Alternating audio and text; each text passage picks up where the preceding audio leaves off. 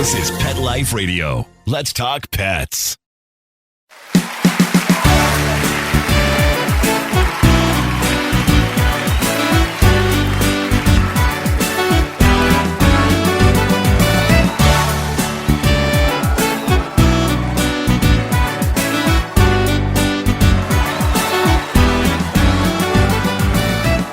Hey everybody, welcome back to another episode of Groomer Humor on Pet Life Radio. As always, we want to thank our producer Mark Winter and Pet Life Radio for giving us the opportunity, and we want to thank you guys for tuning in and listening to our show.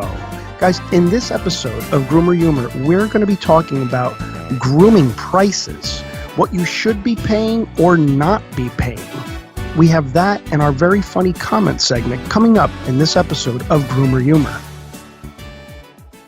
How many of you have pets? My hand's raised. Now think about how lucky you are to have such a sweet little pet in your life, and that pet is lucky to have you too. But unfortunately, there are countless pets out there that don't have a home to call their own. However, Bob's from Skechers is trying to change that. So we developed Bob's for dogs and cats to help pets in need. With every purchase of adorable Bob's footwear or fun, stylish apparel, or even the cutest Bob's pet accessories, Skechers makes a donation to Petco Love to help save shelter pets. And with your help, we've already saved the lives of over 1 million pets and raised over $7 million.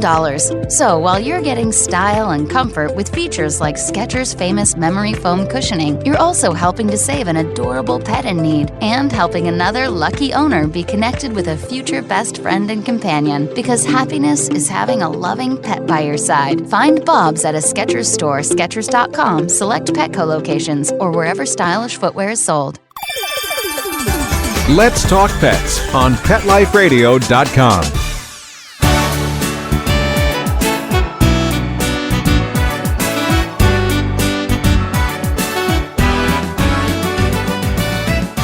Welcome back to Groomer Humor. Once again, guys, we are your hosts. I'm Rudy V, along with my boy, Anthony Ray. And guys, we're so excited. Thank you so much for tuning in and listening to us. We really, really appreciate each and every one of you guys. Yeah, how you doing, man? Today was a little weird with the guy getting arrested in front of the store. Yeah, a little strange, a little weird. That's how our day started. We mainly record our podcast here, our radio show, at our shop. And, that's what we walked into today. We were hanging out front, and, this guy came up to us, started chatting with us about Jesus Christ, our Lord and Savior. Yeah, until a cop pulled up and he became viciously angry and started saying some things that I dare not repeat here. And, he almost broke our front window. Yeah. Me and my dad were huddled together inside at this point. And, that was interesting. That nothing gets you more in the mood to do a pet grooming radio show than wondering if a man is going to get tased or not through your front glass. Yeah. That really puts you in the mood to sit down and chat about some dogs. Yeah, it was, got the adrenaline pumping, to say the least. Yeah. And, he started throwing candy whoppers all over the place. He was slamming his soda to the ground, got all over the police car. But listen, big shout out to the Woodbridge Police Department over here, because, guys, you handled that like just poetry in motion, man. They were so calm. They called an ambulance for the guy and everything. And shout out to the I don't even know how did cops, man. Jeez, thanks, guys. How that didn't escalate is beyond me. They had their gloves on and everything. They were ready to go, and I don't know. They just kind of calmed the guy down. And they calmed him down, and they just, none of them got aggressive with him at all, and they were just talking to him because they knew something was up with him. But, it's kind of funny how he went from, our Lord and Savior, Jesus Christ, to, wanting to punch the window in. Yeah.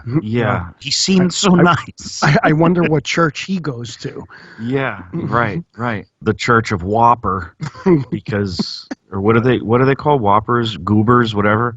I don't know. Yeah. They're all over the floor. I had to clean them up because they're chocolate, and we got dogs coming in and out of the store, so I had to go out there and sweep it all up. Yeah. Because I don't want the dogs eating chocolate, obviously. Right. All while we're scheduled for our producer, Mark, to call us in 20 seconds. 20 seconds. So, yeah, all that was happening. Yeah, if anything, it woke us up, and we're ready to go. Yeah, I am up. I'm Yeah. raring to go. I am ready awake. to go. Yeah. So, guys, how much are you paying for grooming? I don't know, right? Good question. What should you be paying? What should you not be paying? Who knows? Important thing is you get your dog groomed. That's right. Who knows? The important thing is you get your dog groomed. Well, let's address this issue here. I think, first and foremost, where do you live? You know what I mean? What area you live in is going to determine a big part of what you pay and what you don't pay. For example, if you live in Manhattan, if you live in Los Angeles, and you want to get your dog groomed on Rodeo Drive, it's going to cost you a lot of money. You know, A little bit more than Inman Ave in Colonia, New Jersey. Right. Or someone grooming out of their, out of their shed in PA somewhere. You know what I'm saying? So, yeah. So depending on where you live is going to depend on whether, how much you're paying. Listen, some of the grooming shops in Manhattan, their starting price is $250. Their starting price. Okay, you could have a big golden doodle in Manhattan and pay, $600 for a grooming. Yeah. You feel me? You feel me on this? I feel you on that. All right. Okay. But now let's talk about other issues that may come up here. For example, what kind of dog you have, right? So, some people will say, oh, how much do you charge? You got a Shih Tzu, average price, whatever, $70. That's approximately what we charge for a Shih Tzu haircut. We charge about $70, maybe a tad bit more and a tad bit less, depending. Or, do you have, a standard poodle? Big difference, guys. Your Shih Tzu is going to cost you about $70. Your standard poodle is going to cost you about $150, $150. You know what I mean? So again, the range is there. What kind of dog do you have is going to determine what you're paying. People will come into the shop sometime and they'll say, I have a little dog. I want a good grooming, but I don't want to pay a lot of money. Great. Okay. Yeah. Well, welcome to Grooming by Rudy. Yeah, right. Yeah. So glad you walked through the door. So glad. Yeah, please sign the release before you go. We're not even grooming your dog. Just sign the release. Just sign the release. Please sign the release. But, yeah, that's going to be another factor. Condition and disposition. What kind of condition is your dog in? So let's take that average price for the Shih Tzu at $70, but that dog is completely matted and hasn't come into our grooming shop or any other grooming shop, just hasn't been groomed in 6 months. Okay, well, that $70 is going to quickly turn into $90 because it takes a lot longer to groom a really, really matted Shih Tzu than it does to groom a dog that's, in fairly decent shape. Disposition. Okay, let's say that $70 Shih Tzu is a real nervous Nelly and a biter, doesn't want you near it. Okay, if we agree to groom this dog or attempt to groom this dog, again, that $70 is going to turn into $90 because it just takes a lot longer to do. And the risk factors there, groomers don't want to get bitten. The dogs can get hurt more easily if they're jumping around, if they're trying to bite the clippers.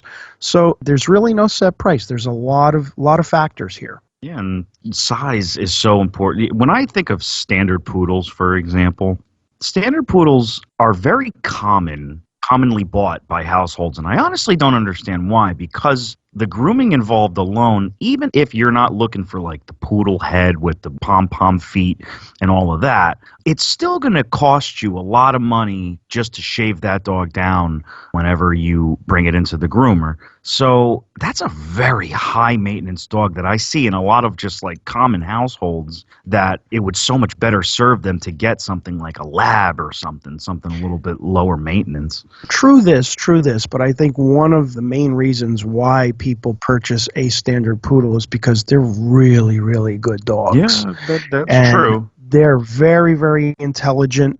But, to back up what Anthony's saying, that if you do get a standard poodle, you might want to have some grooming skills. You know what I mean? You might at the very least brush, man. Yeah, you gotta brush. You gotta brush these guys. You gotta brush or keep them in a very, very short haircut where you can better maintain them.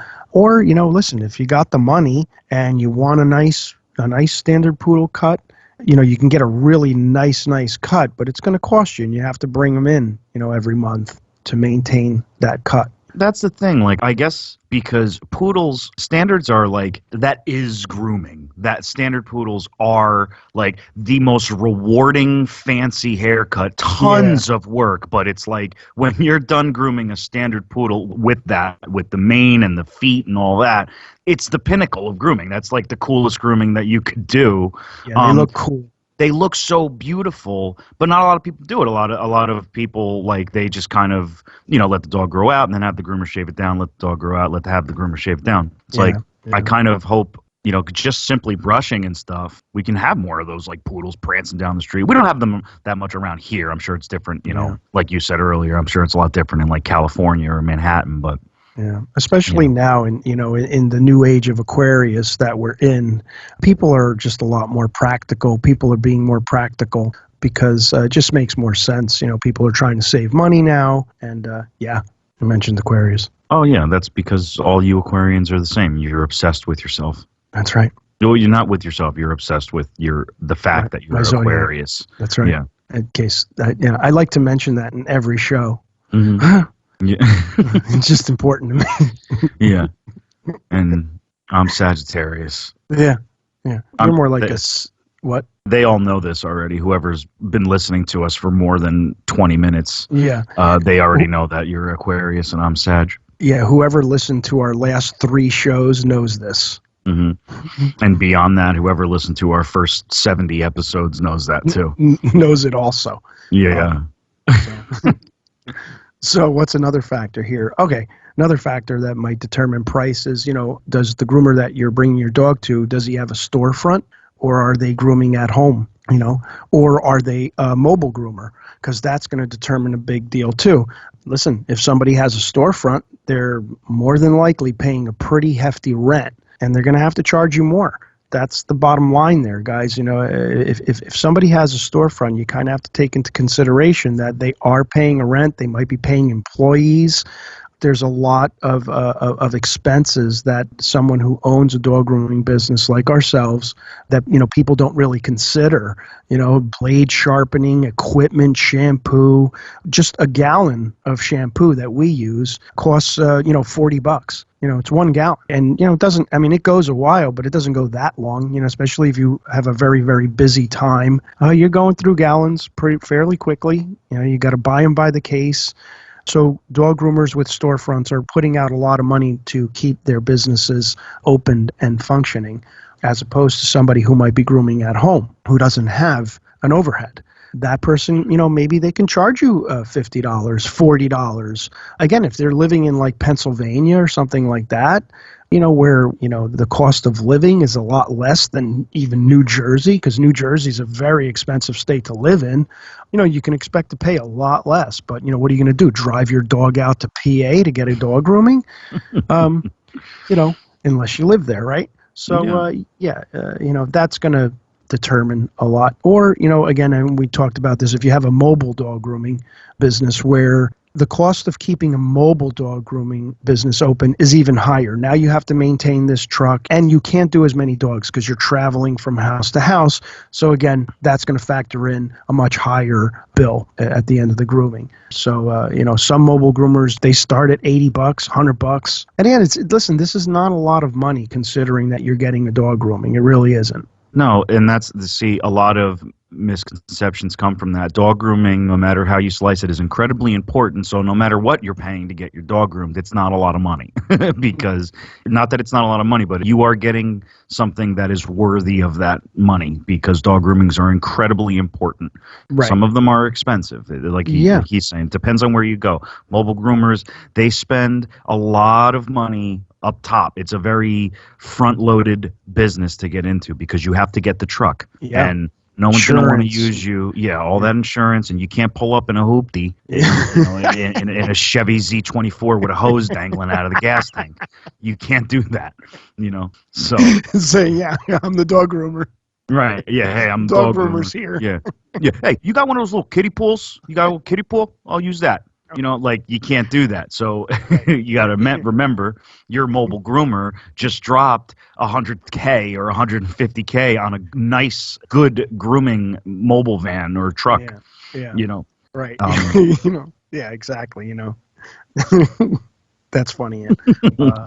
So here, a couple of ways that we could maybe help the cost of grooming is making advanced appointments. Okay. Here's the great thing about making an advanced appointment. If you find a groomer that you like, by making an advanced appointment, your dog's on a regular schedule, usually every 6 to 8 weeks, the dog is going to be better maintained. It's going to make it easier on the dog. It's going to make it easier on you at home, keeping the dog brushed out. Ultimately, it's going to make it a lot easier on the groomer. So if you're bringing a dog in even once a month and, your dog's never matted and, the ears are clean because, you're bringing them in on a regular schedule, your dog groomer's not going to charge you as much because why would they, especially if their job is a little easier. So being on a regular schedule will definitely be cost effective for you. And what you do in between groomings, okay? So let's say you want to push it to that 8-week point. Like Anthony said, make sure you keep your dog well brushed out, maintained, clean the ears in between groomings, do a little grooming yourself, and that's going to definitely help, keep the cost down and make it a lot easier. Yeah, brushing really bails you out so much. It's so important. And I feel like I want to write a book called 468 because those truly are like the best 3 time frames you can ever have to get your dog groomed. 4 weeks, 6 weeks, or 8 weeks. Some people go beyond 8, but it's not. Those are way fewer, far between. The vast majority of our customers anyway are on a 4, 6, or 8 week schedule. And I think that works very well for a very wide variety of common breeds that people get. Yeah. Yeah. And everything's like in a range too, like we said in the beginning of the show, condition, disposition. So, listen, you still got groomers out there doing it for $30. You got someone, out in PA grooming their neighborhood dogs for, 30, they're in the $30 to $50 range, or you can, or you got other groomers doing the $50 to $80 range, or the $70 to $150 range, or the, the $100 to $250 range, and so on. Again, if you're living in LA, if you're living in Manhattan, you're going to pay a lot more. But, even places like Florida, getting your dog groomed in Florida it's a lot less expensive than up here in New Jersey, in the New York area. So, and there's a lot of dogs in Florida. It's a populated state, but again, cost of living might be a little bit lower, so you might pay a little bit less, but everything's in range. But let's just say you do live in our area, and you go to a groomer and they say, you bring your Shih Tzu in and they go, yeah, $150, and your dog's in decent condition and not aggressive, you're probably paying too much. You're paying too much. $150, that's double what we charge. We charge 70, 75, whatever, for a dog that's in good shape with a good disposition. So, what's too much? And also, you might want to question too little. If somebody's saying, yeah, I'll groom your dog, I'll do it for $25. It might be Joe Pesci grooming your dog. I don't know. I'm just saying. Yeah, it's a little dog. It's not a lot. It's not a lot. So you might want to be a little heads up about that. If somebody's charging you way too little, you may want to even find out if they're even a dog groomer. That's the question that comes to my mind.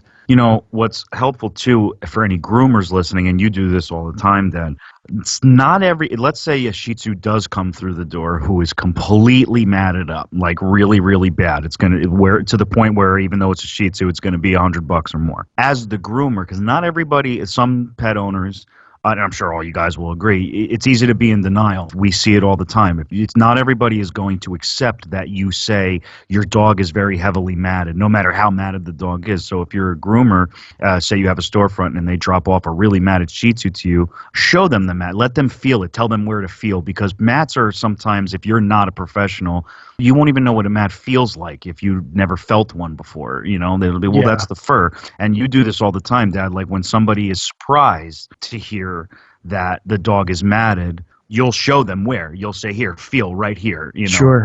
This is mat. And then you'll say, now feel all down here. And then it shows them like, wow, this is a mat, and it's all across the stomach and it's all across the back. And, because I guess if you don't know what that feels like, some people have never really felt it. It's sometimes hard to identify. I sometimes will tell you, oh, that dog's not that matted, and you'll go, this dog's matted as hell. It's like, oh, crap, sorry. You know what I mean? Yeah, it's because you're stupid. Yeah, maybe I'm a little stupid. But yeah, for all you groomers out there, if you're having having trouble trying to tell somebody, listen, this dog is mad, it's going to be a lot of work, help them out. That way the customer doesn't feel like you're trying to scam them or something, because obviously any groomer could just say whatever they want, but you honest groomers anyway, help the customer feel better about the situation that they might accidentally find themselves in with a really big matted dog. Like, show them why as best you can. You do that a lot. Yeah, I try. Yeah, definitely, man. So, yeah, that's what it's about. So just, keep your ears open for price, I guess. And, but again, just make that determination of what you're paying for, how much you're paying for, how little how little you might be paying. It's just, important. But take those things into consideration. So, all right, guys, we're going to go to a break. And when we come back, we're going to do our funny comment segment when we come back on Groomer Humor.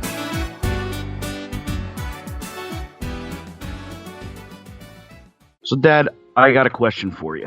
What's that, Ant? What was your reaction when you heard that Ben & Jerry's was branching out into doggy desserts? And when I found out that Ben & Jerry's was now for dogs, I ran to the freezer and pulled out a pint of Peanut Butter World. I ate it so fast I gave myself a brain freeze. I had a very similar reaction, actually, except I went with the Cherry Garcia. Oh, I love that flavor. Yeah, that's the classic flavor, the Cherry Garcia. Yeah. Guys, with so many clients walking through our door looking for a good, tasty treat for their dogs, we were so glad to let them know that Ben & Jerry's had a treat for them. Yeah, there's a lot of treats out there that have tried to jump on the doggy train and rely on gimmicks and quick sales, and Ben & Jerry's has really put a lot of focus on some quality ingredients and some great flavors. That's, I think, finally going to allow your dog to feel what we feel when eating Ben & Jerry's. Absolutely. In fact, guys, we chose 10 of our customers here at the grooming shop and gave them samples of both the rosy flavored and the paunch flavored to see which flavor their dogs would prefer. Yeah. And of course, expectedly, the results were quite decisive when all 10 of them said their dogs quickly consumed both. Absolutely. And, one of my favorite memories of eating Ben & Jerry's was devouring multiple pints of cookie dough while binge watching Breaking Bad. Do you remember that? Yeah, I do, actually. You want to know what one of mine was? My fondest memory was eating a couple pints of the old Chunky Monkey for no reason at all. Just because it's delicious, and it was because it was called Chunky Monkey. Who doesn't want to know what that tastes like? So, one thing's for sure, there's going to be a lot of happy dogs out there. So, what we want you guys to do is check out both doggy flavors at benjerry.com. That's BenJerry.com. You could also check out all the K9ers at the Ben Jerry's Vermont office at benjerry.com. Again, that's BenJerry.com. Let's talk pets. Let's talk pets On Pet Life Radio. Pet Life Radio. PetLifeRadio.com.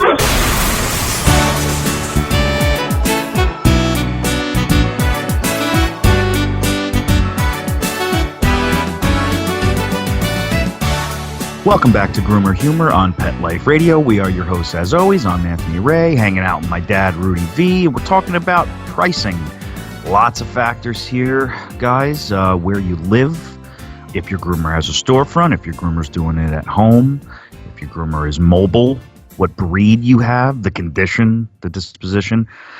Yeah, really important stuff. Here's a tip of advice, too, really quickly. We've discussed it in some decent detail in our past shows, table hoppers. There are valid reasons to switch groomers and stuff like that.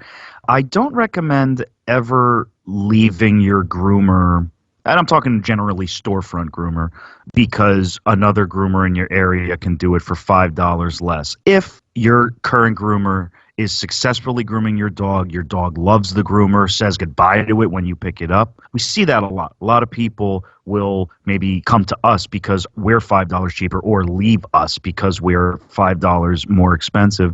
That's not a good idea if your dog is getting along with your groomer. Just since we're on I just wanted to bring it up since we're on the topic of price. Don't switch groomers because of price if your groomer is being successful with your dog and your dog is safe, because we see that a lot. People come to us and they say, my last groomer hurt the dog, or I left you guys and the new groomer hurt the dog, something like like that. It happens a lot. So just be careful with that. Price is very, very important, but what's most important is your dog being groomed safely. So just keep that in the back of your head, especially when it's something that small, because we've seen it happen, believe it or not. $5 can end 15 years of customer loyalty in a second, in a heartbeat, and you'd be surprised. So try not to be that person. Think of the dog first, even if you're not using us, for your groomer. $5 is too little amount of money for anybody to switch a groomer for that. Amen, Anthony. I'm so proud you're my son. You just like because I have a haircut now.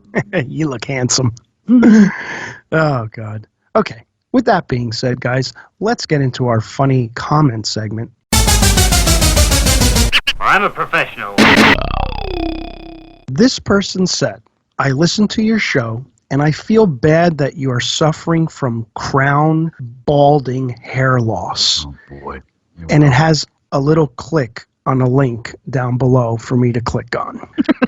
So yeah. I clicked on it, and it was a guy, a YouTuber, demonstrating this green tea with chamomile drops in it. Yeah, and he's dipping a rag into the green tea and putting the rag on top of his crown balding head and just leaving it on there. It was just like dripping down his face and everything. And then the video just goes on to show like a before and after, and you had a little bit of hair growth there.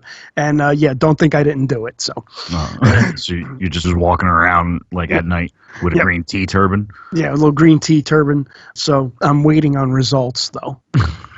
Because you have to do this every day for 3 weeks. That's very you got to give it to the person who sent you that. Thank you for noticing. Because you know what? You get enough of the bald jokes just to make a joke. This person came to you with an idea, a solution. Yeah, and not only that, they specified the type of balding I have. He or she said, I feel so bad that you're suffering from crown balding hair. That means they watch our videos. They watch our videos. Like, they know what type of balding I have. Right. They're watching closely. Yeah, it's not the receding hairline balding or anything like that. It's the more severe crown balding. So thank you, listener. I really appreciate it. And thank you for the link. That is very sweet. And hey, maybe if the green tea stuff, chamomile turban, how long do you have to wear it? Is it hot? You have to warm it up for the tea, and you got to use a lot of tea bags, to make it potent, and then you have to let it cool because you don't want to put anything hot on your bald scalp because that's just going to burn up any follicles that are left. Right. So no, you just you have to put it on when it's cool. So that makes sense. The heat would evaporate the hope. Yeah, I did it the other night. I had it on my head, and I was watching Amityville Horror. So, I forgot it was there. It just, my back my T-shirt got a little wet because it was dripping. But I enjoyed it. It was fine. So, yeah, again, thanks, guys. That's nice. Maybe, maybe I'll try it just to nip it in the bud. And like if it could help you, maybe it'll help me not ever reach that. Yeah, right. Right? Yep. Yeah. Well, especially to that person. Thank you so much for stopping by, guys. As always, we'd like to thank our producer, Mark Winter. Thank you so much, Mark. If you haven't already, head on over to our YouTube channel. It's called Grooming by Rudy. That's Grooming by Rudy on YouTube.com. Leave a comment, like, share, and subscribe. We want to hear from all you guys. You could also like Grooming by Rudy on Facebook, follow Grooming by Rudy on Instagram and Twitter. It has been an absolute pleasure, as always. Until next time, take care of yourselves and your pets. Let's Talk Pets, every week on demand. Only on PetLifeRadio.com.